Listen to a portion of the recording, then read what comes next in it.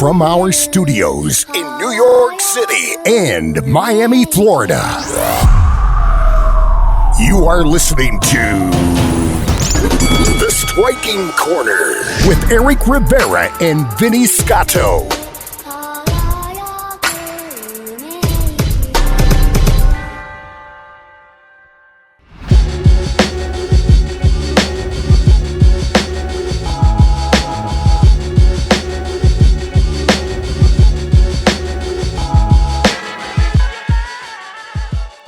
All right. Hello, everybody, and welcome to the Striking Corner podcast. I am your host, Eric Rivera, as always joined by my good friend, Vinny Scotto. What is up, man? How's everything going?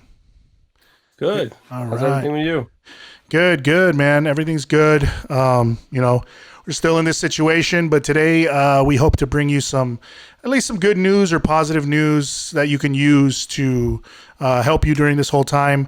But before we get to that, remember to follow us on social media at Striking Corner on Facebook, Twitter, and Instagram, and also on our website, www.strikingcorner.com. As for my personal Instagram, you can follow me at Eric Rivera_TSC. Vinny, how can they get in touch with you? On Instagram at Vinny Scotto. Awesome. All right. And as always, we have some good friends that always have been supporting us for quite some time here on the Striking Corner podcast. For today's episode, it is brought to you by Fight City Muay Thai and Fitness. That is in 7 Pitts Bay Road, Hamilton, Bermuda. And the owners and coaches there are Chuck Morgan and Nikki Stout. The programs that they offer are ring-tested Muay Thai, specializing in transforming beginners to ring-ready athletes. They provide Thai boxing for fitness and weight loss, doing some great things over there in Bermuda, beautiful island of Bermuda. So check them out. If you are on the island, that is Fight City Muay Thai and Fitness. So today we actually have, we have a special guest. He's a good friend of ours, somebody we really respect. He is the judge and referee, USMF Judge and Referee Commission, the head of the Judge and Referee Commission. He is also the instructor at Pittsburgh Muay Thai, and as well, he is an epidemiologist as well. So during these times of COVID-19, he brings a lot of expertise to the table. So we would definitely can't wait to speak with him, and he's none other than Stefan Strotmeyer. And give him a warm welcome, and we will be right back in a few seconds with Stefan. The Striking Corner. All right, everybody, welcome back to the Striking Corner. And as we had mentioned, we have our good friend Stefan Strotmeyer from Pittsburgh Muay Thai. He is also the USMF, the head of the Judges and Referees Commission for the USMF as well. We've done a lot of work with him and talked a lot about him when we talked about reffing and judging currently and all the great things they're doing with us, trying to standardize or get people educated on the rule set for Muay Thai here in America for international Muay Thai competition. But we're also bringing him today in another capacity, is that, and a lot of us didn't know, was that Stefan is also an epidemiologist. And for those of you that might not know what that big word means, it probably didn't mean anything to you, or you didn't care before COVID-19. But now that COVID-19 has come around, you guys might know what that is. And he basically... what is that? Is the study of infectious diseases? Is that kind of what it is, or? Yeah. So study of epidemics, literally. Correct. I know a lot of people will see the word and think that we're essentially dermatologists. They think epidermis from science classes. Yeah. But yeah, it literally is the science, and the study of the epidemics. Yeah. Yeah. So yeah, I mean, this is, I guess we'll start off with that, man. In a lot of ways, I mean, it is a crazy time. Right now with COVID-19, I think this will be a little bit of a different podcast, but it'll be great because, the one thing that we have with you, we've gone way back. We know you. We've trained with you and trained with guys that were your students and now have gyms of their own, and you've been doing a lot of great things for the sport. But now that this has come around, I mean, it must be kind of strange for you that now your worlds have sort of collided. I don't think you've ever thought that was going to happen. Right. But yeah, I mean, those were almost at some point mutually exclusive, your vocation, avocation kind of thing, right? Mm-hmm. And the only time it ever intersected before was, when I was looking at injuries, Mm-hmm. and kind of like doing studies with Muay Thai fighters, wanting to know about their injury patterns, wanting to know about like head trauma and head injuries, but like to actually think that it would intersect with an infectious disease, I wouldn't have predicted that. So it's kind of a like an interesting time. Like, well, you mentioned the study of like head trauma and all that. Yeah. And I was saying before, like, that's how I knew that you were in the medical field, but I didn't know exactly what it was you did. Yeah. So a lot of people, I guess, probably know that you were in the medical field, just not exactly. Like, Right. Yeah. You're like Chandler from Friends. Nobody really knows what you do. What do you do? He's just Stefan the Muay Thai guy. That's all we thought he really did with his life, Yeah, and then when I go to work and people are like, "Whoa, wait, what do you do?" Yeah. So why do you do that? Didn't you research head trauma in Muay Thai and combat sports? And I'm like, yes. And they're like, so why do you do it? So nobody. Like, well, that's a whole other story. But I was like, no, to help understand the patterns and like you study the injuries and you can help share that information. I mean, so that people know, like, hey, when you get into the sport, here's what can happen. Yeah. Unless you take precautions, train smartly, and that's kind of what we're doing next, right? Like, how do we get back into this sport and train in a smart way that acknowledges the science of this disease as best we can so early on, and kind of get back to what many of us really like thrive on. Mm-hmm. And there, you guys know so many people that this is essentially their livelihood. Mm-hmm. And a lot of people are struggling right now, not just, fighters being not able to train and compete, but all of those coaches out there that are just kind of hoping that they can get maybe SBA loans or personal paycheck protection and things like that. And now that we're starting to see rates go down across the country and going different phases, my thought was, I'm doing that for myself. I'm doing that for my own program. I'm doing that for our, bigger parent gym. And, it's something that I can, with an hour or so of, kind of, talking to even Vinny the other day, it's like, we can run through your facility. We can look at protocols and we can try to develop, from epidemiologic evidence and, the scientific literature that's constantly coming out every day, come up with plans that, kind of exceed even just the minimum requirements put out by the CDC. And that's my thought, was like to protect, our sort of family across the United States as best we can so that we can get back to what we like. Just to be clear, you being in this field. Mm-hmm. So this is real. It's not 5G that's doing this, right? Yeah. No, I mean, and that's the thing, man. It's and I think, Stefan and I, we did, I was talking to you the other day in a chat because one of the things I realized, when I was like, oh shit, Stefan is an epidemiologist, but we had that conversation and I think everyone is, and I was reading a lot of things. And like I said, I love politics, but I don't want to get political and we try to stay away from that too much on the show. But, in this case, it's kind of, unfortunately, I think COVID-19 has taken this really weird turn where it's like you're either on one side or the other when it comes to this.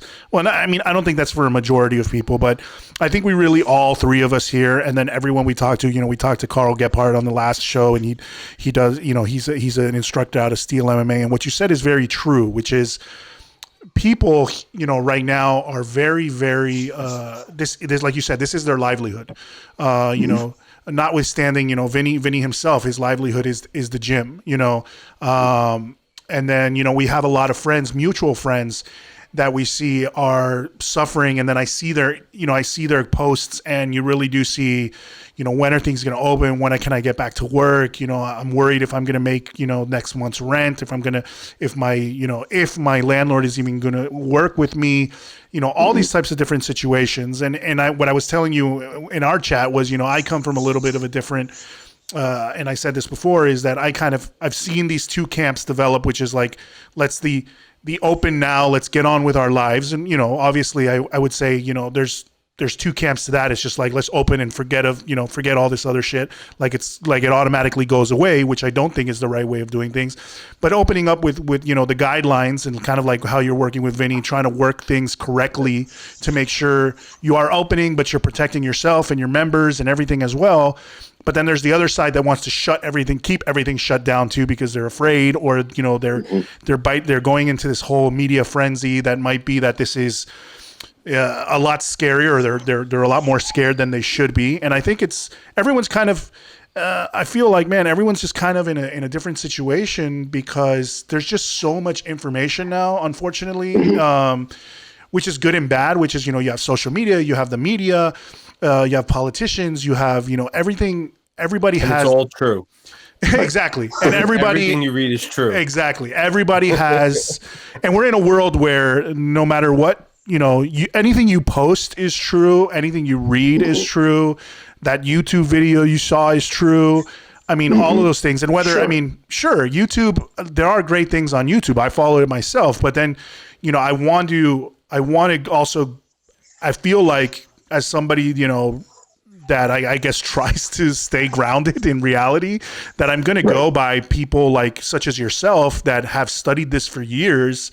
And in addition to you studying, epidemiology for years, you also happen to be from, in a lot of ways, and I think this is where this podcast will help, is you're also somebody who's going to be able to sit down with a lot of these gym owners and come at them from something they understand and speak to them in a language they understand, because you're also a Muay Thai instructor. You're also somebody who loves this sport. So, I guess to sum it all up, and kind of get an answer from you is like, maybe in an easy way, is how scared should people be? How worried should people be? And then, what is this next step as we see things are opening up? What are the next steps that you feel, these gyms should at least at the base adhere to? Right. So just, your first point about like these like two different camps. I think you're right. You get people on opposite extremes that are and it's understandable, right? Mm-hmm. Because what the research is showing, a lot of the people that are saying stay home, wait for a vaccine, shut everything down, keep it in this lockdown until this goes away, right, are also most frequently coming from a place where they can telecommute, they can telework, exactly, or they have a healthy enough income that one parent works in the home and the other parent takes care of the kids. So school at home for them is not as much of a challenge. They're financially secure, they're still working. And then you go to the other side and you have people that don't have that luxury, that have to work every day. And that could be from occupations, whether it's, frontline healthcare worker, and that's not just doctors, and nurses, that's everyone else that's there too.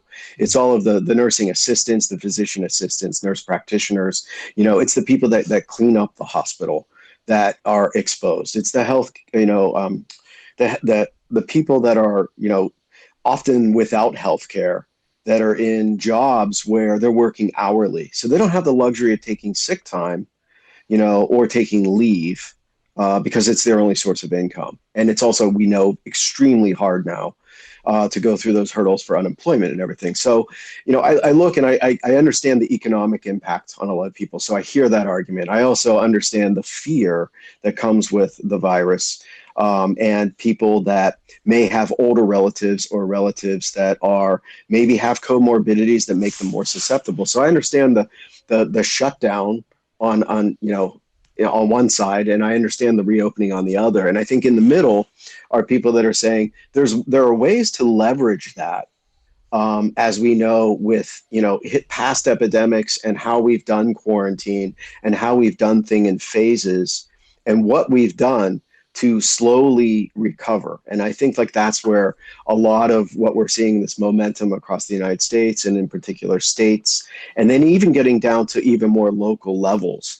So Pennsylvania, for example, has much higher rates of infection and hospitalization and, fatalities out east towards Philadelphia. But out west where we are, geographically, the virus hit certain areas much earlier with higher population density, with people living in, high rises in apartment buildings clustered together. It hit those groups harder than when you start to get more spread out. And as you go into the central part of the country, the Dakotas, Nebraska, Kansas, Wyoming, where you have like really low population density and not much exposure, it's there, but it's not having the same impact. So, when you look at a lockdown for the entire country, it doesn't make sense because some areas were more affected than others. So, one of my things is I think you need to look at it at these smaller levels, sort of like metropolitan levels, where people work around the area of Pittsburgh. Where are they coming from? What are their travel patterns? What are the hot points for potential community spread? Because what we're seeing here in our area is mostly institutional spread. We're seeing it in those nursing homes and with those workers. So when you say none of the rest of us can go to a hair salon, a nail salon, a gym at this point, and we don't see community spread, we're only seeing institutions that were supposed to be protected, because that was the most vulnerable population and wasn't. Then you start to ask a lot of those questions about like, did we do this effectively? And are we staying in these sort of lockdown measures because there were errors in the process of how this was handled, and a lot of people are being held back? So I can understand this sort of push from a lot of people that are saying, how scary is this, for somebody that is fit and doesn't have comorbidities, and you get it, we're hearing about, the asymptomatic people, the paucisymptomatic people, and then we're hearing about the severe ICU hospitalizations and the fatalities. And when you look at that data, it's unfortunate, but it is older people in the United States that have pre-existing conditions. So when you talk about like, would you, Vinny, or myself be afraid? I'm one of those people that was exposed directly and had someone that I'm dating, be positive. And we spent like one of those weekend days, going out and avoiding everyone else except for each other. And then I was quarantined and in isolation, and I never developed a symptom. So I'm still at a point where I was denied testing, but I also haven't had an antibody test. So I don't know where I am. So there's even a lot of anxiety, like, going back into the gym of, I would love to know if I was or wasn't, because that confirmation, like if you get a good test, that's another whole issue, how accurate testing is. Commercial tests are showing to be really low sensitivity and specificity, and they're being thrown out by the FDA because they race to do, sort of emergency use agreements. And some of those are being thrown out. But it's better to be a false positive, for tracking disease and keeping people sort of quarantined. But you really want to know if you're a true negative. You really know that you didn't have it. And if you didn't have it, then you can plan accordingly with how you go out. If you know that you did, and it was a good antibody test and you're showing that, then you can also go out, and I'm not saying relax and not abide by any of the guidelines, but you should feel more comfortable out there and have a little less of that anxiety we probably all have when we interact and intermingle. I always said, like, the first few times I went to the grocery store to get, essential items, I felt like I was going into like a fight. Like I had to like go through my mind what my strategy was, and if somebody comes the wrong way, like if somebody comes hard and presses, what weapons will I use? And you're thinking like, I've got my hand sanitizing spray, I have my mask, I have this wipe for a backup. I can hold my breath as I go past somebody, and you're doing all of these things. And like, all of a sudden, that sheer anxiety and stress of going out there before we really even started to get a handle on our numbers. Because the testing lag was so great that I think that it was like that assumption of, any of those movies where you're like, you get infected because, it's like 30 days later, it's like, you got splashed with some blood, and you're trying to hide the fact that you're probably going to be infected. And everyone's out there with the assumption that everyone's infected. and stay away, you know? Yeah. So go ahead. No. I just feel like, and also I just feel like that was I feel like it's also, you know, it gets to a point where people just, I don't know if there's a term for it, but I mean, where people just get tired or they're just exhausted and they just kind of start, I guess it's kind of like a fatigue of just being shut down or whatever. And you get to a point where maybe you just don't really care anymore, or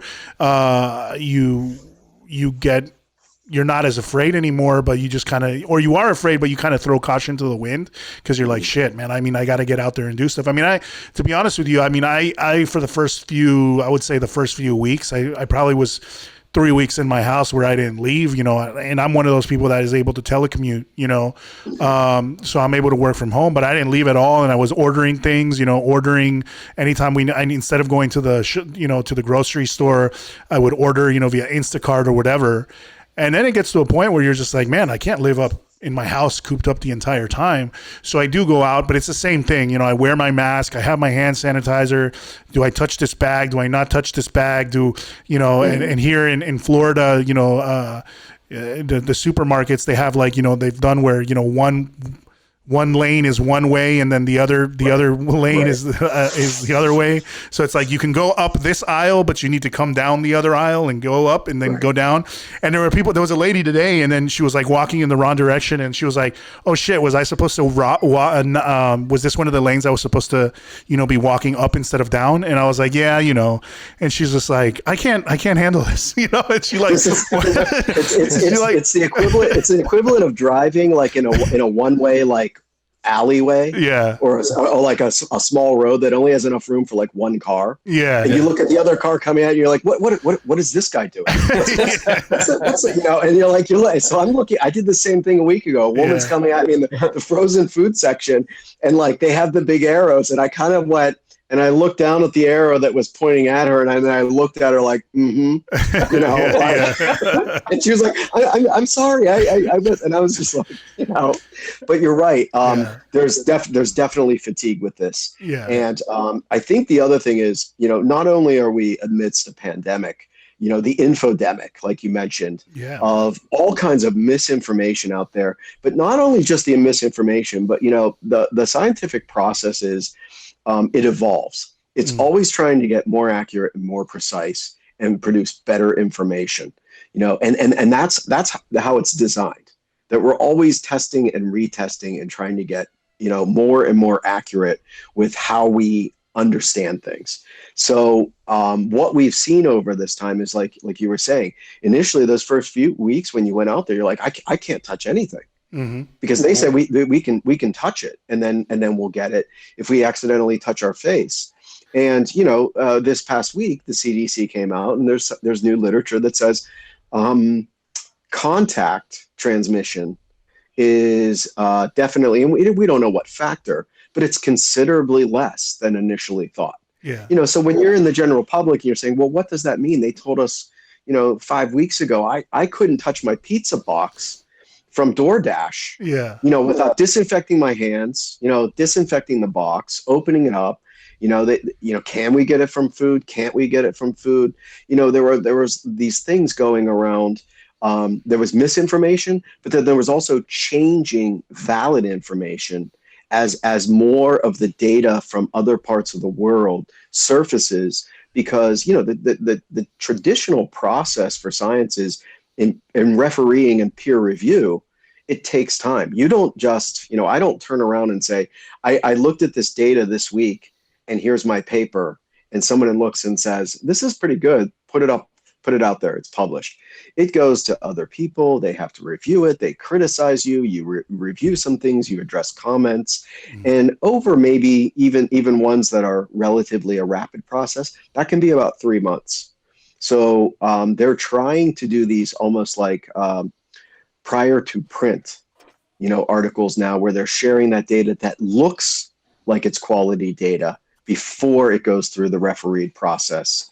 So that and it's kind of this, the urgency of this and so the rapidity of how the virus has spread in such a short time globally has really challenged, science to be quicker than it normally is. So yes, sometimes there are early not even necessarily mistakes, but there's evolving information that will maybe dictate policies. Yeah. So the mask thing is a perfect example. People that say these masks don't protect us, I'm not wearing one, and then you find out, well, the purpose of the mask isn't that double two-ply cotton prevents virus particles from getting inside your area. It's so that if in case you're infected and you cough, sneeze, or talk, your respiratory droplets are being trapped as best we can.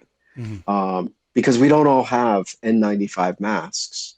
There's a lack of a supply. So we went to these other types of masks to try to prevent, that type of spread inside a 6-foot radius. So yeah, I mean that's one of the things. Like there's a lot of information. If you're hoping to reopen your gym in the next month or so, or you're one of the gyms that has opened, like in states like Texas, and some other areas, is your understanding of the science strong enough to, put protocols into place where you can really reassure your clientele that you're doing everything you can, and then even more than you're required to look out for their safety, so they can come back and engage in something that it is a unique sport. It's a niche sport where people that generally do this and do it for any consistent amount of time are just diehards. They're really just they're in love with it. And we want to get those people back in the gym. We want to get, back to competing at some point. And, all of these competitions that have been pushed back, like the IFMAs and, the World Games, it's like now we have time to kind of regroup, plan out the best way to approach this moving forward, and then just keep gaining momentum. So that's what I want to do, is like offer, sort of like, my services and my expertise to people that want to go that route. And Vinny's, one of those guys that, we've talked about things. I've shared my protocol with him, and then we can even tailor and customize it as we move through different phases. So I mean, it's pretty good. There's a lot of information that I didn't know, just because when you look for stuff online and you start reading things, you don't know what to believe. And at least now it comes from a source, someone we know and trust.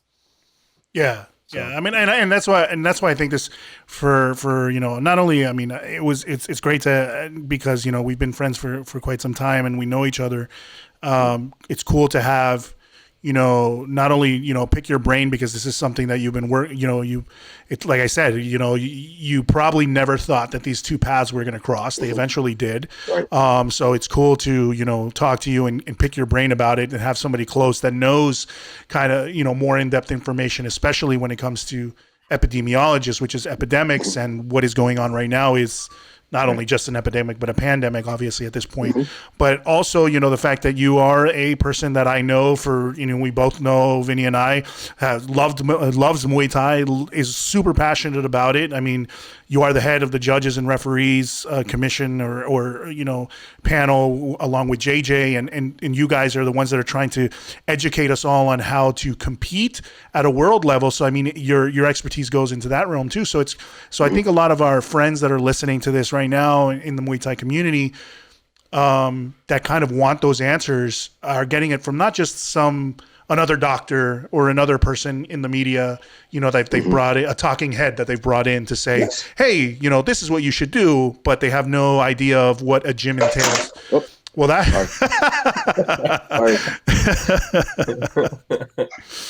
a talking head, and it just falls. Nice. Yeah. But but yeah, so like getting this information to somebody who also has a gym and everything is, I think, going to be very important for them, and somebody they can look to, because I think that's the one thing, and that's something that you can touch on. So when it comes to, the phases and everything like that, the one thing that I always struck me as that was going to be difficult was I'd always see the term fitness centers, Right. and then you're always thinking, for me, that aside from knowing how gyms are, but gyms are small. Most of them are small places. They're not, with the exception of a few of our friends that have these huge locations, but usually the gyms are pretty small, 2,000, 2,500 square feet, Right.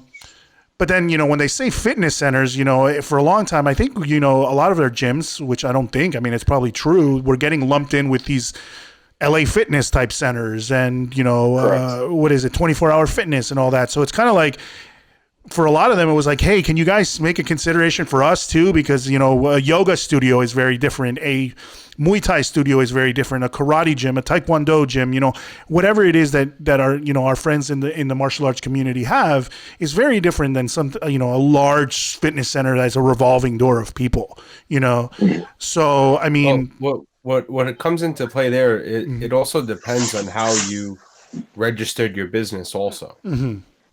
So it depends if you registered as a fitness center, legally, or if you registered as education or sports and recreation.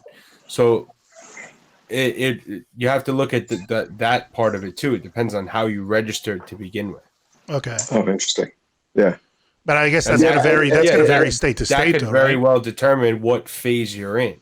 Yeah. Because if you registered as like a physical fitness center, then that's going to be different than if you registered as education.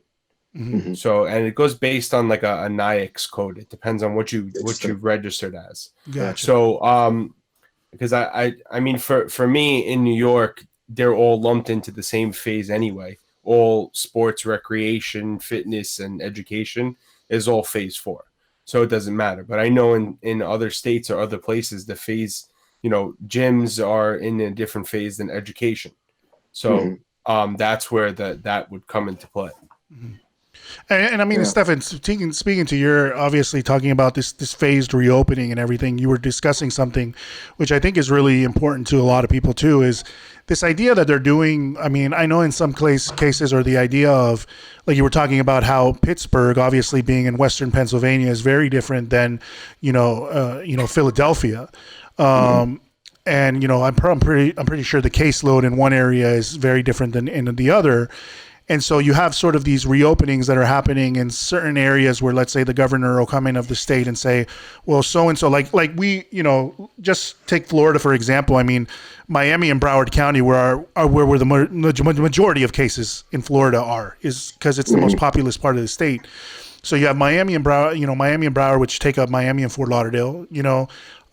So they have. That whole area was, while they were doing things and opening things in, northern parts of Florida and central Florida, Miami and Broward are still kind of phasing reopening. We're just going to open, I think they're going to start opening beaches on Tuesday as compared to other parts of the state where they opened them already, So in your case, like when that happens and they're, like in your case, are they doing that, or is it across the board that they're opening? And when they do that, do you just? I mean, what is it that they're requiring, or how are you going about opening? Let's say Pittsburgh Muay Thai in Pittsburgh. Yeah, so we are technically right now in Pennsylvania was pretty simplistic. They did like a traffic light pattern, and everyone went into red. Yeah. Immediately, and that went into the shelter in place, the lockdown. And then there was a yellow phase, and now there's a green phase. What's interesting about Pennsylvania is much of those, how to get to those next levels was ambiguously defined. If it was, I mean, it was what is yellow. We see things are opening in yellow, but how do we get there? And what was interesting was they threw out a couple of these metrics of, no more than 50 cases per 100,000 residents in your county over a 14-day period. And what was interesting was none of the counties in the Northwest or Southwest ever went above 50 except for one. So we were never in red. I mean, like, so if you go by this is the yellow metric, we were always in yellow except for this one, Beaver County, which is they had a hotspot of nursing homes. Yeah. So, and that's another thing is if you take that institutional spot that's, pretty much under quarantine and it's spreading within the institution very rapidly and giving you a lot of cases, it's probably going to inflate, your rate for that very short duration. So we looked and they rolled the northwestern part out first, and then they rolled the southwestern part out a week later. Mm-hmm. That northwestern part goes to green next Friday, and we don't know where we are. So Philly, the rumor, out there where it's still red in many of those counties, is being told June 5th is their yellow, transition.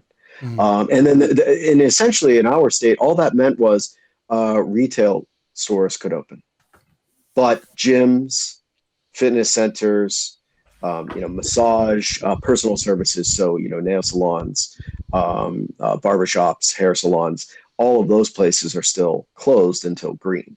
With that, there's still a lot of the physical distancing requirements. There's still the masking requirements, all of those things. And it's still not completely clear what green is as we move to that, other than you see things like restaurants and bars, but at reduced capacities. Yeah. And so, and that varies, across the state, like we're seeing it roll out in different phases, which is to me a good idea. But then those differ, if we go across to Ohio, which is essentially open. So I know someone that is having a wedding in Ohio with 300 people in June, and you're kind of going, how is that possible? Unless it's, it's outdoors. Will there be distancing? Will there be masks? I don't know. Mm-hmm.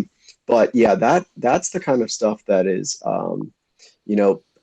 people don't have much experience doing this and are, in a lot of ways, like winging it. I hate saying that, but a lot of people are winging it. So, when you look at a lot of the secretaries of health in most of these states, they're not people that are coming from backgrounds of infectious disease control at these levels. Yeah, they're generally going to be, a physician that may have been like family medicine, pediatrics, and they've dealt largely with, much easier infectious diseases to deal with, and largely probably chronic diseases. In most of the developed world, our biggest problem is still chronic disease versus infectious.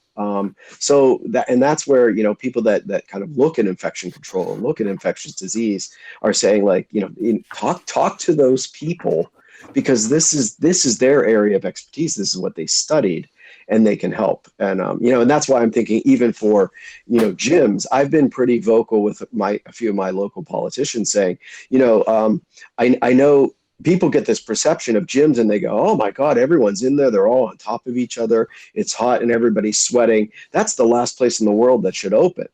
Yeah. And I'm saying, well, let's take a step back, because one, scientifically, it's not transmitted through sweat.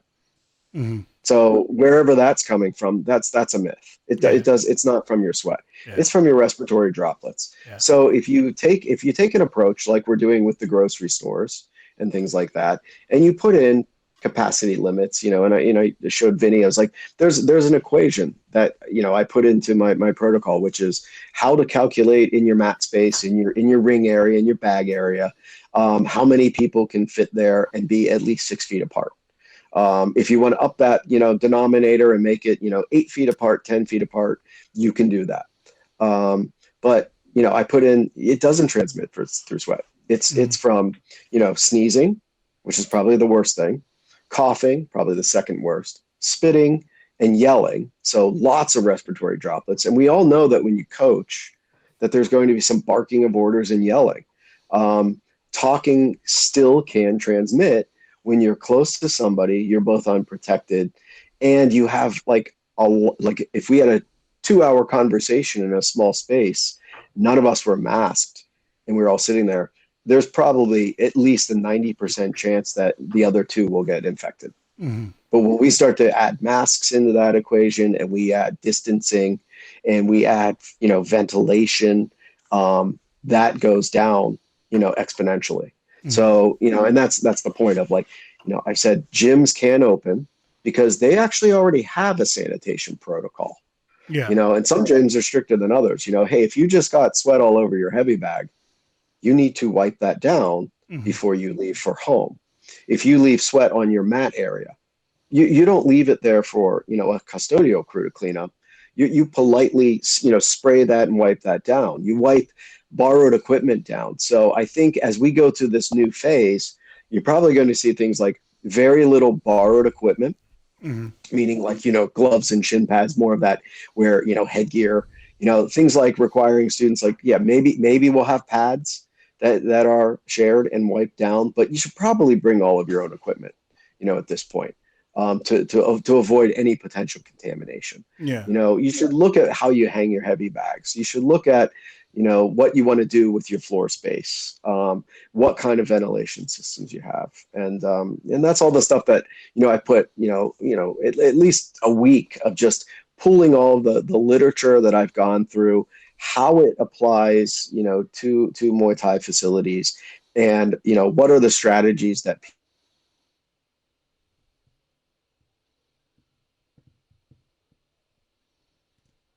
back in, in the first phase of training. And I think we all kind of know what that is. It's individual technique work. It's going to be shadow boxing and bag work, building to pad work. We're not going to, and probably shouldn't start diving into clinching, day one, mask or no mask. So there are certain activities that we understand within our sport that we need to think and consider. Where is the highest risk activity and what the lowest risk are, and start from low and work your way back in until we know that we're at times where we have a better understanding of how much impact, how many people have been tested, how many people came out positive, what's our level of potential herd immunity, where are the vaccine trials at this point, before we really start to engage in those full-on activities again. What do you think a realistic timeline is for clinching and competing again?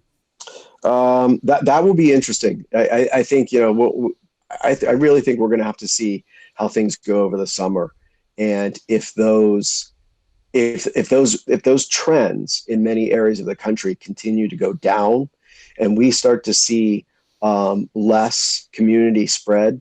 Sort of that thing that people have heard of, the R factor of, like, hey, the flu, one person infects 1.1 other people. Yeah. But with this, we've heard numbers from, like, 5 and up.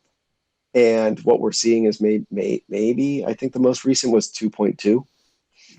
So when they do all of those projections and modeling, there's conservative projections, and there's, just even with, like, financial forecasting. You plug certain things into, statistical modeling, and you can get very different results based on just changing a couple of those numbers. So if that R factor really is around at a 2, then we probably will be able to do that training sooner than later. If the antibody tests are more widely available, and they are, shown to be valid tests, and people know what their status is. I mean, I think you'll see people that, were exposed and developed the antibodies much more willing to engage in those full-on activities faster than the other people that haven't been exposed. I also think you'll see differentials in gyms based on age, for one thing, and then also people that have pre-existing conditions. And that's one of the other things I put in there is, like, if you have a population in your gym that's immunosuppressed, immunocompromised, maybe suffers from, like, severe pulmonary, disorders. Those are the people that should really clear with a physician before engaging in a lot of activities, just in general, in public, let alone going into a facility where they may be exposed to other people. And remember, when you're exercising, depending on what the intensity is in Muay Thai, Some things are much more intense than others. It's also going to be affected by wearing a mask. You're going to have considerably less oxygen flow. You're going to fatigue faster. And I've been using, for the past month, I've been using 3 different ones that kind of vary. I call them the suffocation factor. I've taken, sort of an elevation training mask, and I've taken out the rubber flux valves and replaced them with everything from like coffee filters to HEPA filters, to, sort of double layered canvas reusable shopping bags. All of the things that we were recommended to do for homemade masks. That one is difficult to breathe in, just even jumping rope, doing shadow boxing and bag. Whereas the cloth one that, somebody made for me was much easier. It's much easier to talk in, but it also may not offer as high a level of protection. But, if you have people that are coming back that haven't been training, that are new, that may have issues with wearing masks, you probably don't want to enforce, something like an elevation mask with, modified filters. Yeah. So you gotta be smart about, the intensity of how you're pushing people, that nobody starts to get shortness of breath and lightheaded, and But So, do you think masks are going to be masks? Well, that's what I was going to say. One of the things I get from a lot of people, because I'm in the process. Like I've been either considering doing some outdoor stuff in the parking lot of my gym. Now New York has come out with they're allowing gatherings of 10 or less. Trying to see if that does apply to businesses, because if it's for any purpose, then that means I can open now with 10, classes of 10, maybe outside. no, inside. Oh, inside. Yeah, Even they're better. saying, yeah. So outside, as long as it's social distance, I don't, can't really be a problem. Right. But so one of the questions I'm getting a lot is, are we going to have to wear a mask? Yeah. And my answer is yes, and that's based on the information I've gotten from you. So maybe tell everyone out there what the percentages are when it comes to wearing a mask. So if you think about, there are what, 4 scenarios. Let's say I'm infected and you're not, and I come into the gym, and we at some point are within 6 feet, near 6 feet, and I'm huffing and puffing, and you're not, and you're sucking wind, and we're hitting bags within 6 feet of each other, and there's, but we're there for a little bit of time. So if you think about, to successfully infect someone, right, that's an equation which is the exposure times time. So the longer you and I are near each other, right, and the more you're exposed to, virus particles coming out from my mouth and nose, the higher your chance of getting infected goes, right? So if we're both unmasked, it's about 90% chance that you're going to get it. If you're wearing a mask, but I'm not, it's about 70. And that's where you see that mask doesn't really protect you from me. If I'm wearing a mask and you're not, it goes down to about 5%. Okay, so I'm trapping most of my virus particles in that mask. If we're both masked up, it's about 1.5%. So when people say, and I did this, I put together a survey for membership. That's a validated instrument that is specifically designed for sort of return to work, return to gyms, return to schools for COVID-19. And I put it out there, and one of the things that comes out is people want to know that other people will be masked, because if they have that understanding of the science behind the masks, and they understand that if you're masked and I'm masked, the chances that either one of us has it, doesn't know it yet, the risk of infection is so much lower. And that's why I say, for me, I think that mask wearing initially, while yes, it is uncomfortable, and maybe some people aren't able to do it, you can still think about sort of hybrid things. Is there a population that won't come back because they struggle with wearing a mask and they want to wait? Then maybe you offer online training, virtual things. you know, if there are people that, insist on wearing masks, you could lose clientele either way. You can have people that say, I think it's ridiculous. I think it's nonsensical. I'm not wearing a mask. Do you want that person in your gym? Or, do you want the people that say, I think we should all wear masks? Because if we lower our percentages down by this much, and one of the things that you don't know, and most of us don't know yet, is what is our status?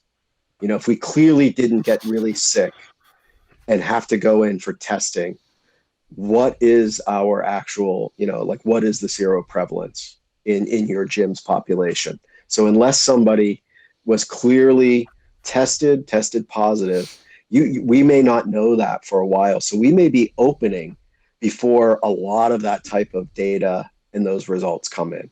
Well, you could have even gotten tested and been negative and 3 weeks ago, and right. That means nothing today. It means nothing today, right? And that's the thing, because the incubation period and the asymptomatic period is long enough that I always say it's similar to the common cold, right? By the time you are thinking, wait, I might have a cold. I've got that drip. I have that weird nose and throat thing. Oh, am I coming down with a cold? And you're like, I just was at work for 5 days, interacting with people, sharing a drink with my kids, eating like part of food that you didn't want to throw away that was off of their plate. You're doing all these things and you're like, oh, great. Like I probably got it from them, or I'm going to give it to them. And that's really what happens is like, it would be great if as soon as you were infected, you knew. Yeah. And it's unfortunate that we don't. Yeah. And some people are entirely asymptomatic. Yeah. And it affects them in ways, and this is what we're seeing, with kids and younger people, is like, if they do have it, the symptoms have been so much more mild collectively. There are some extreme situations with kids with some of these inflammatory, systems. But that's not as common as they're infected, they're sick for a few days. It's like a bad cold. It's like the flu with that group, and then they recover. Not to go, too much off topic from Muay Thai and get too deep into all this COVID stuff, but all right. So, when it comes to kids, and now they're saying kids that are positive with COVID, they're getting Kawasaki or Kawasaki-like symptoms. What is that, all about? So there are have been some kids. So what they, sometimes they call it a case report. They get one in England, then they get one in New York City, and then all of a sudden they get a few more. It becomes a case series. It is not a common feature. So, but because it's serious, you see like 9 kids in New York City display, Kawasaki-like disease, and it hits the news. Mm-hmm. But what they're seeing is that with kids, it may be very mild, and then sometimes it comes out and it manifests in different ways that they weren't seeing with adults. So the theory is because there's inflammation virtually throughout your entire body, those inflammations, it's an inflammatory disease that causes like system-wide inflammation. So, and that can be is COVID toes, because you're getting these lesions that, skin is your largest organ in the body. So are you showing those lesions? Is it something with inflammation in the toes? Are kids, is it affecting bloodstream? Is it just cardiovascular? Is it just pulmonary? Are there neurologic considerations? And I think that's where the difficulty is, that there's a lot of, we don't know how it affects in the short term. And we're seeing very different types of symptoms in kids than what we're seeing in most adults. But we also don't know what the long-term effects are too. That's what a lot of people are saying is, what if it does lead to, nephrologic issues, and you go into like end-stage renal disease? What if there is kidney damage? We don't know these things. And that's where, people say, because we don't know the lasting effects of this, you take that step back and say, let's be even more cautious that you don't get it. So, for a lot of people that say, oh, I heard it was really mild, because that actor got on TV and said, like, for me, it was just, a runny nose and a sore throat, and I tested positive.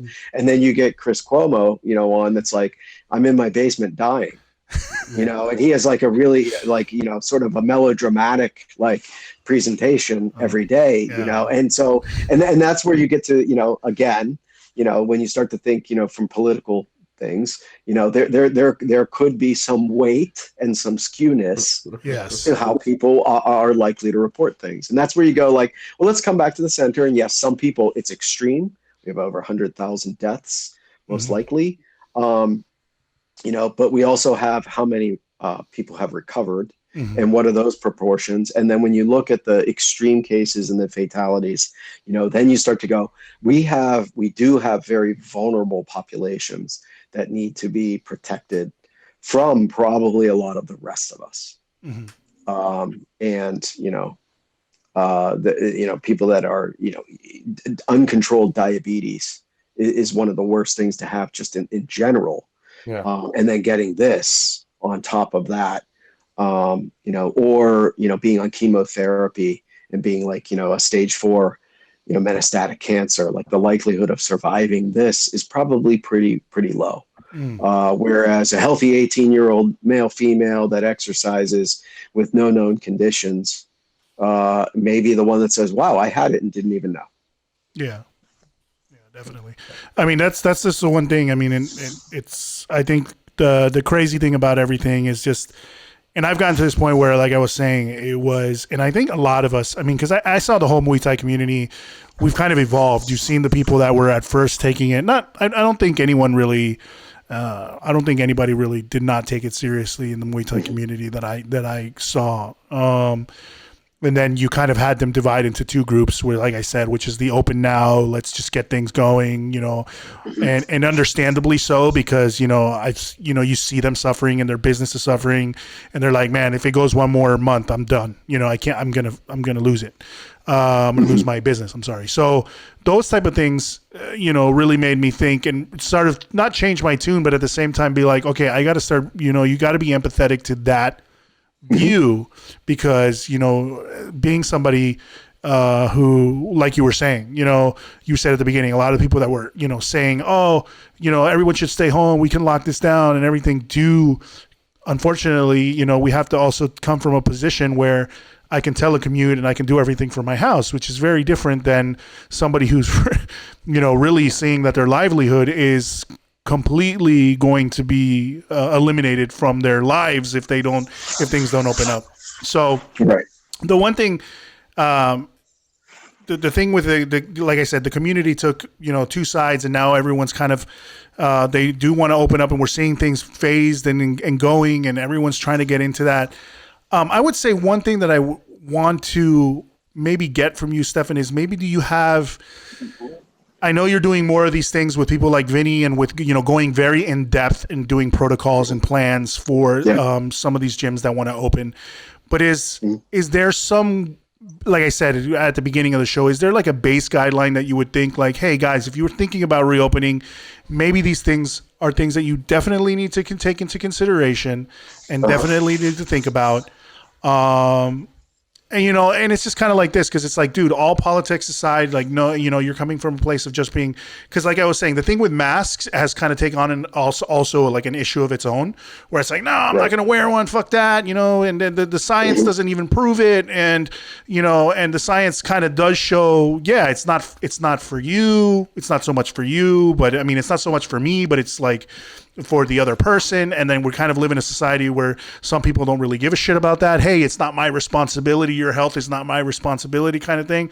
So, what are the base things that we can say, hey, if you guys want to open, or if, you coming from the epidemiological point of view is, if we do want to move in the direction where we want to get things back to normal, or we can have some semblance of normality again, or normalcy again, what are the basic steps that we can have? Because I feel like if you just, and this is just coming from my own personal opinion, but I feel like if you open the doors all of a sudden to everything and say, okay, things are reopening. Fuck that. I'm not going to follow any guidelines. We're good. It's just over, which I feel some people do have that mentality. Not talking about Muay Thai community, but things that I see.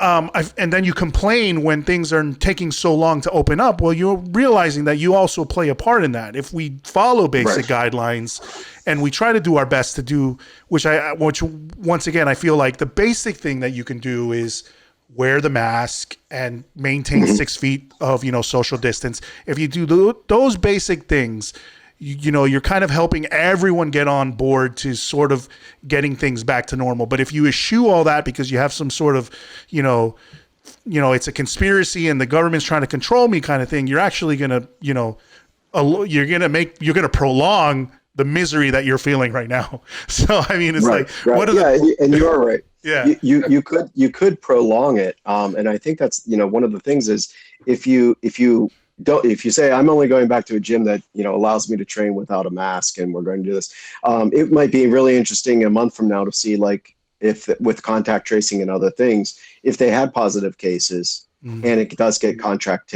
traced back to that gym, and that could be damaging, for an owner's reputation, as opposed to, wouldn't you rather say, hey, listen, I don't understand. We followed every guideline. We did the disinfection protocol. We did the physical distancing. I required masks. I did things like screened people at the door, put up plexiglass, used an IR thermometer, and we did that for 30 days. And then all of a sudden, we had cases. Is it really that the cases were here, or did we just have people that they were infected maybe somewhere else and came in? But it would be great to say, but somebody that may have been linked to your gym may have been exposed somewhere else. You put everybody on alert. And then if nobody actually ends up testing positive or developing symptoms, then, it's a better story to say, I think because of everything that we put into place for the protocol, we eliminated the potential for spread in the gym, which could shut you down for longer, and what if you lose a student base to, potentially another gym that actually does have that in place? You don't want to be the test case that goes out there and says, we're just going back to normal. And we're going to, and then potentially have a bad outcome. Yeah. Because, that's the trade-off. You want to get up and running, but if you want to get up and running and do it in a smart way, like one of the things to do is, think about just the basic principles we've all been hearing about, when you sneeze, one of the reasons to, maybe have a tissue to sneeze in is that I don't spray you with it when I'm near you, because that's a chance for you to catch whatever maybe I have, whether, maybe it's a cold. But if I sneeze out into the air and you're there and you go, whoa, you got me. Yeah. I probably actually did get you. And if you approach the coronavirus the same way, COVID-19 is like, if you go sneeze on somebody or cough in their face and you're infected, you probably, what is it? A sneeze is over 100 million virus particles. A cough is 50,000. Talking is a few thousand, and you need 1,000 to be infected. And that's why, like, when you look at the biggest risk, of sneezing, then coughing, then, like expectorating more, yelling, how some people, when they yell, they spit, and it's uncontrollable, but even talking you should see my is mic. Releasing some of that. But those are the basic things. Like, those are the basic things that everybody can do. And now everybody thinks that anybody that sneezes has it and runs away. And people are going, it's ragweed. But you want to have a sanitation protocol. You want to have a capacity, a spacing protocol. You want to think about your screening.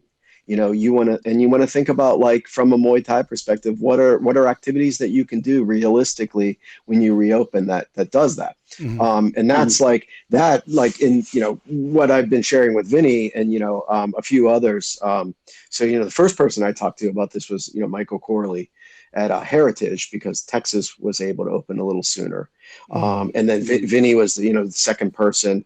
I'm also working with, Kate and Charlie at Eight Limbs in Philly, and Lonnie Beck at Dragon Gym outside of Philly. Has like 3 locations out on the main line, and I think Malvern area. And then also there's Lance Dixon and Dean Rosenwald that have it's Santa Monica Striking, where I think it's Kennedy, Riley, Mays just did like a Zoom thing for IFMA and stuff. So they're all there, and they've kind of said, hey, this early this week, like we need a protocol. We want to get back into business, and we kind of know you and trust that this is your area of expertise. And what can we do to make sure that what we've come up with on our own is valid? Like is what we wrote, like mop the mats. Well, we already do that, right? Yeah. Wipe down all the equipment. You pretty much do that, right? So in that protocol are things like EPA approved products, rationales for wearing masks, safety concerns with wearing masks. I start off with, how does COVID spread?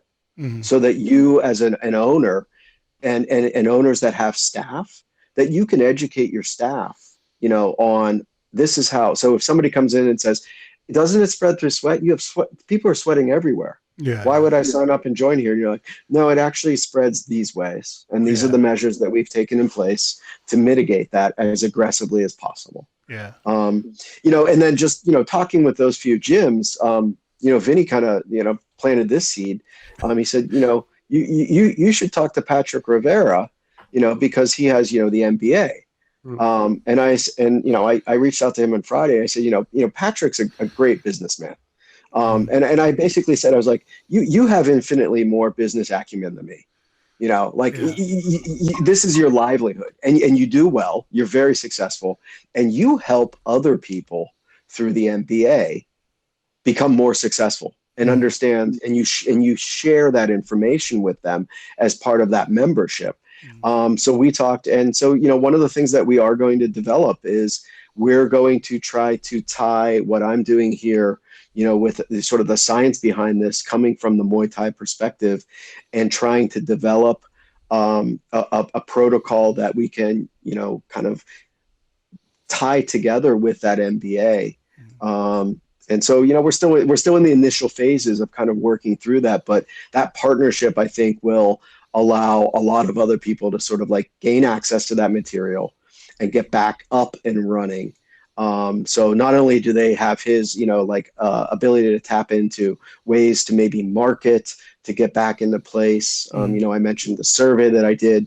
One of my thoughts was maybe with that group, as they want, to kind of like reach out to him for those services, and they're already members, do we kind of fold in here's a great survey for, what people consider for returning to a safe gym, what they need. You can send that out to your membership, and they'll tell you, and we can look at those responses and say, see right here, your gym wants masks.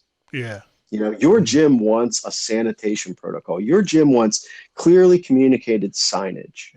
Yeah. Your members want to know, what does it look like when I come back in? And that was one of the things I said, like, a video from start to finish. Vinny follows one of his kids and says, all right, you're going to go through all your stages, get on the mat, and then leave the gym. And I'm going to put this up on YouTube, and Instagram, so that anybody starts coming back in, they go, phase 1, put your mask on. Phase 2, sanitize your hands inside. Phase 3, get your temperature checked, and you go through from A to Z, all of those different things. And then people feel much more comfortable coming back because, even from the perspective of when people sign up, right? A lot of times when people go to a gym to do Muay Thai for the first time, there's an intimidation factor. Yeah. You're going into a place where people train in a combative sport, and the competition is to fight each other. So, they often, there are people that are reticent about going in initially. They're going to be more so now if they don't know if going in there makes them more vulnerable, to get it, catching COVID-19. Yeah. So when you have those things out there and you are saying, hey, yeah, we looked at the CDC list, which is for all businesses. But we also talk to, some leaders in the industry from the business side, and somebody that, does Muay Thai, but also understands the science. And they put together, a program where we feel much more confident, and we are much, more prepared to, bring people back into the gym and make sure they're comfortable and they're safe. And, so that's where I think we're going to be going next week. Yeah. Nice. I mean, just for people that don't know, we've talked to Patrick Rivera a couple of times on the podcast. The MBA is the Muay Thai Business Academy, where he helps, gym owners, obviously, with the business side of things, and with the business side of running a business, of running a Muay Thai business or a gym, martial arts gym. But in addition, now Stefan is going to be helping out with, I guess these health protocols and everything, using his expertise to help them on that side. Which I think, at this point, Stefan, I think one of the things I was going to bring up is, at this point, and I hate using all these buzzwords that have popped up ever since this whole thing started, which is the new normal. We're all in this together. All of this stuff that's just constantly been repeating. We're going to be there for you. Progressive Insurance will be there for you, and right. But, which we really know they probably won't. But but the idea is, that this is really, in a lot of ways, I mean, it's a huge part of your business. I mean, I applaud Vinny, obviously, for. I mean, I knew he's always been great at business. He's gonna, bringing in that type of information to make sure that, because you're right, a lot of people are going to be, I'm not saying it's a new normal. It's not a new normal. The idea is that minds are going to change in how they approach doing business anywhere. I really feel like, and it's, right. Health, as much as we want this thing to blow over, as much as we want to get things back to normal, health is going to be top of mind with people for a few coming years, I would say, for at least, 2 more years, let's say, let's give it a couple of years, where it's going to be like, hey, I'm a little bit, how's the sanitation? How many people are coming in here? What are you guys doing? And I'm coming at this because, I've said before, like, I work in the cruise industry. We all know that industry is going to change crazy. Like, they're already going above and beyond to make sure. I mean, I'm talking about everything from ripping out beds and throwing away all the old linens and carpeting and everything, to just almost refurbishing an entire ship in order to sort of attract people back. And, this is another thing, because I would say, they've already had such a negative around the cruise industry, there's already been such a negative publicity about, how these are just giant floating buckets of disease because the air is recirculated, and all of that. And the one thing, which is kind of crazy, is, that those places I would say, are, and these are huge industries, are contending with stuff like that. Whereas, we are small businesses, and these are small businesses that you can really, from just doing a couple, like you were saying, just doing some small modifications here and there and putting things out there and making things really black and white for people to understand, like, hey, these are the protocols we're following. This is what you need to do. And our job is to keep you safe so you can come in here and kind of, work out and do everything you want to do without worrying about, the health situation. And the thing about videos is a really great thing too, because I actually saw, Mark Beecher put out one when about his gym with Hyena Muay Thai in Texas, where he was talking about how people were going to go to the bag and leave their bag next to the heavy bag, and they would walk in one way and exit out the back door. It was always like it's just one free flowing thing, and how things were going to be done that way. And it really does. I mean, I sat there, I don't even go to his gym, but I sat there and watched the whole video because I was interested. Okay, how is he going to run this gym? How is he going to run this now? And then, even coming from the perspective where, like I was saying, I'm probably more on the side of, let's try to be healthy and let's try to, social distance and everything. I even looked at it and been like, okay, I think that's a great approach. I would totally go to his gym, So I do think all that stuff helps. And it's awesome that, to have you, bring that knowledge here to this, to everyone that's in the Muay Thai community, because there really is a lot of people that are just worried, especially in our business, and in our business does get, I wouldn't say like a bad rep, but the business, because of all the, like you were saying, the sweating, and people, I think that's the one thing that people always kind of associate sweat with with disease and being dirty, Yes. and the thing is like, oh, well, you're sweating everywhere, so you're going to catch something. And, that's great that you're bringing up the point. Well, that's not how it's transmitted, Right. Yeah. And that's one of the things. So, at a local level, imagine that, you have someone politically saying, some places can open and not others. And it's based on they heard something or they read a headline. So interesting, this week there was a paper that came out where they looked at, in Asia, they had a cluster of cases that was spread through a health club that did high performance, high intensity dance, and I guess they said similar to like a Zumba, and the instructor was the person that had the disease. That was was asymptomatic for a few days, and then developed a mild cough, but taught for 5 more days after getting the cough until getting sicker. And out of the 112 people that came through those classes over those days, something like 87 of them were infected. And this was before there was any mitigation whatsoever. Right. So no masks, no spacing, jam-packed class. So when you look at that, a lot of people go, oh, wow, there's no way you can do Muay Thai. Yeah. Now, you go to the studio right next door in the same facility and you go, they taught all of their yoga and all of their Pilates, often with infected people, other instructors that got infected, and they had no spread. And then you realize, there was more distancing. There's generally more distancing on a yoga mat or a Pilates mat, right? They had a little bit more space. And the lower intensity, this was, again, with no masks, right? The lower intensity and the less breathing and getting, like droplets out there in the air.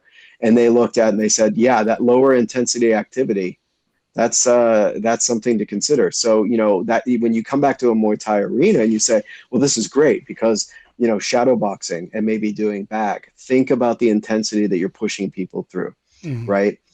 Think about, the more you up that intensity, right? The less people wearing masks, the closer they are together, the less ventilation you have in your facility to take inside air and replace it with fresh filtered air. All of those things are going to contribute to a potential increase in spread. But when you start to mitigate those things, then you're going to see a reduction in that. And that's what we're aiming for here is to show, yes, the Muay Thai world, if we do maybe see a second wave, wouldn't it be great if a lot of us were saying, hey, we're not seeing it in Muay Thai gyms? Yeah, that's what I was just thinking. Maybe it happened at Planet Fitness, or in LA Fitness or Fitness Anywhere or anytime. Yeah. Because they weren't taking certain precautions, and all they did was throw up a CDC sign here and there and clean things, and that's where, like, coming from a background of, like, wanting to empower a lot of the owners with as much information that's scientifically grounded as possible, I think helps all of us. Yeah. Sure. So maybe this is what Muay Thai needs in order to really grow. Yeah. Everything else. Now, I know a lot of people do BJJ and everything, but honestly, that's like the last thing you should do. Oh yeah. No, I mean, I hate saying it. It was like, I'm sorry. It doesn't matter if you're wearing a mask there. Oh yeah, of course. You're within like an inch of each other. I mean, we've seen those memes, right? Yeah. Making eye contact, and I mean, like, you are going to have a very difficult time. And we also know that training virtually, I mean, I was like, I feel for those guys, right? Because I'm like, it's like week 8 of shrimping in my living room. Yeah, I am getting really good at shrimping and like pulling guard with like my kids. Like, I was like, so and that's where you get into like clinching. Let's hold off on that. Pad work, go through your phases and think about it. One way, maybe the best way to kind of wrap up and think about it is think about you have somebody totally new. Yeah. That's coming in. Think about every one of those people coming through your door is totally new. Are you going to throw them into spar and clinch day one? Yeah. Are you going to have them start wailing away as hard as humanly possible on the heavy bag? or are you going to have them start working on technique, refining that technique, and shadowboxing and moving around and practicing balance and, and things like that. And then building up, sort of, master that technique and then add speed and power. And that's what makes, somebody good at Muay Thai, going crazy, balls to the wall day one, the other thing is a lot of those people may not come back in shape. So going too intense, having them wear a mask, you don't want people dropping either. Yeah.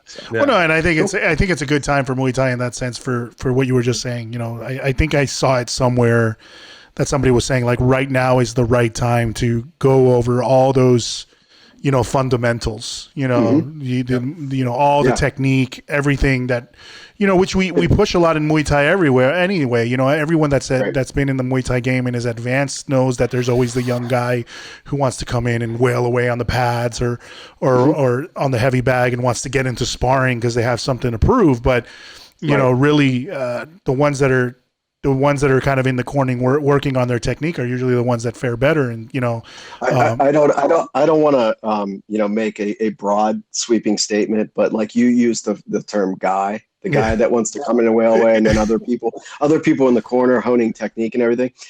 My experience has been, it's usually the guys that come in and want to wail away and prove something. Yeah. And the women are the ones that are honing their technique. And what I've always seen is, yes, most of our female students always pick up and have much better form and technique than the guys at a much earlier pace. So if you took two people with the same athletic ability, and you put them in male, female, after 6 months, one's going to look like they've been there for 3 months and the other one's going to look like they've been there a year. Yeah. And it's usually the woman that works out better because there's generally no chip or ego or attitude coming in. Yeah. And it's just, I'm going to go slow and learn things the right way because, a lot of people are already bigger than me. And like, what am I going to go wail on the heavy bag? This guy's 6'8", he's, 6'3", like, so, approaching it from that perspective is great. Like this is a time to really develop the technique. And, as people that have coached, what we've always noticed is this, right? A lot of people like look at shadow boxing as, it's a chore and it's a labor. Yeah. And I want to go so hard on pads that I kind of want to use this after like maybe my warm up, my run or my rope. I'm going to use this as just kind of like a active rest. Yeah. Because then I can go really hard on pads again. Because if I go too hard on shadow boxing, I might not look as badass on pads because I may fatigue, like in the third round or something. Yeah. So you see people just kind of like half-assing it. And so now's the time to like really think about this is a perfect time to refine your technique, and then when it's appropriate, bring the speed and the power back and the intensity. Yeah. So cool. All right, man. Well, Stefan, we really appreciate you coming on the show again, and especially this time in a totally different capacity. Like I said, bringing your expertise, and during these crazy times when your other expertise merged with your passion for Muay Thai. But I think a lot of people, and I hope any of you guys that are listening found this helpful. Stefan, if they have any questions, how can they reach out to you? If they wanted to continue maybe speaking with you and, developing protocols for your gym, how's the best way to reach you? They can either, just if you're friends with me on Facebook, send me a private message. A lot of people have my text me. And then my email is, let's see, I have a Gmail, PHAISAAN as in Nancy at Gmail. But I think you could probably just even get me, through the Pittsburgh Muay Thai Facebook page, and it's probably up on our static webpage too. Yeah, here on the. I'll throw it up there on the screen now. Okay, cool. Which is I appreciate. Yeah, I also appreciate you guys not saying anything about my. I thought you'd both pick up, and Eric, especially you, be like, "What's going on with the sunburn?" Like you're the one down in Florida. And I thought you'd be like, "Hey, man," and I had this comeback prepared. I was like, "It's not sunburn." This is evidence-based vitamin D absorption, and that's what us Northerners need. Yeah. Well, I just thought, you have a lot more color than usual, Stefan. Yeah, so I know. Yeah, I went outside and checked the mail. So Yeah. So I thought maybe you just like had some whiskey before you. Oh well. There's a little, but yeah. I generally don't flush though when I drink. This is definitely like, yeah, it's May in Pittsburgh, and guess what happens? We can get burned. But yeah, anyway, guys. Awesome. So you see there on the screen, I threw up his Instagram at Pitt Muay Thai. If you guys want to reach out to us, please reach out to us, and we will connect you with Stefan if you have any questions. And you want to, talk to him about opening up the gym. But Stefan, once again, man, thank you for coming on. I think it's a great time to have you on. And a lot of people, like I said, a lot of people are scared. A lot of people are worried. A lot of people are just trying to figure out what's the best way of reopening their business, especially right now during these times. And I think bringing some answers, and some kind of common sense approach to Muay Thai and having somebody who knows the game and understands the game is really helpful to a lot of the listeners that we have. And, for all you guys out there, obviously we wish you nothing but the best and continue in good health, and your business continue in good health and can open up doors and people can start training. And even though it'll be a little different for a while, as you were saying, Stefan, I think the best thing about it is, we might be able to set an example and say, hey, we have these fitness centers that you guys were talking about, we are the ones that have had less cases or less issues because we followed certain guidelines. And I think that'll be a good thing for our sport. And I think that's the good thing about the Muay Thai community is how, in a lot of ways, we're tight-knit, because we might be small, but we're tight-knit and we're all kind of on the same page with a lot of things, and we're discussing things back and forth. Whether our opinions are different on where we stand on this, our opinion is of the same, of getting the sport forward and moving the business forward and doing well. So wish you nothing but the best, man. Obviously, shout out to Patrick Rivera with the MBA and with you working with him. So you guys can also check that out too. And thank you for coming on, man. Hey, I appreciate you both doing this. This is what, the 99th. It's kind of cool. So whoever gets to be the next, I guess is that Corley? He gets the 100. Oh, we don't know yet. We don't know yet. Yeah, but that is pretty awesome. I mean, this has been really successful, and I think the first time I came on, we were talking about the Muay Thai as life and everything, and here it is. It still is, for many of us. Yeah. And for a lot of us, we know that it really is. It's not just life; it's a livelihood. Yeah. And anything I can do to help people get back up and running with some confidence. Vinny, show your shirt. Show your shirt. Yeah.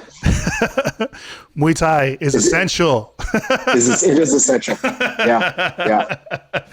But yeah, man. So I appreciate you guys. Thanks so much. All right, man. Thank you. All right. Cool. Thanks. มวยไทยคือชีวิต All right, everybody, and that was Stefan Strotmeyer, epidemiologist, Pittsburgh Muay Thai instructor, and head of the USMF Judges and Referee Commission.